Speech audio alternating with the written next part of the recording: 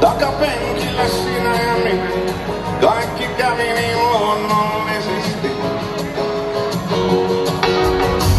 Avasin sinä olutpullon, sanoit heilusta naksuja mulla. Matka Koivukylään tunnit kesti.